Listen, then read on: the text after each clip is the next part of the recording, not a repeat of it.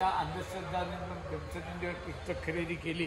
त्यामुळे असं मला उत्सुकता लागून राहिली की आपल्याला अंधश्रद्धा चळवळीसंबंधी जरा जाण आहे किंवा ती चालू राहावी असं वाटतं. तर तुमचं काय म्हणणं आहे, ही चळवळ जी आहे ही तुम्ही या संबंधात काही अनुभव घेतलेत का की अंधश्रद्धेमुळे बायकांचं किंवा नुकसान होतं?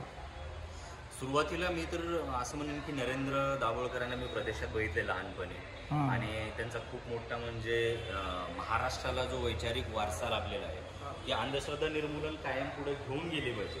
कारण आज महाराष्ट्राची सगळ्यात महत्त्वाची गरज ही आहे की अंधश्रद्धा निर्मूलनची परत एकदा गरज भासते. कारण महाराष्ट्र एक पहिला राज्य होता जो अंधश्रद्धा निर्मूलनचा कायदा घेऊन आला. त्याच्या पुरोगामी विचारसरणीला पुढे घेऊन जात महाराष्ट्र एका पीकवरती आला होता. पण नरेंद्र दाभोळकरांसारखे लोकांची हत्या झाली.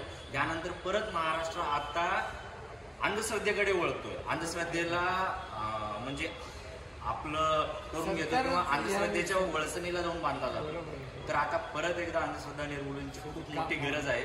आणि अंधश्रद्धा निर्मूलन ही जी संघटना आहे किंवा ही जी चळवळ आहे ही अजून प्रखरतेने काम केली पाहिजे. सगळ्यात महत्त्वाचं असं मला प्रामुख्याने वाटतं याच्यामध्ये.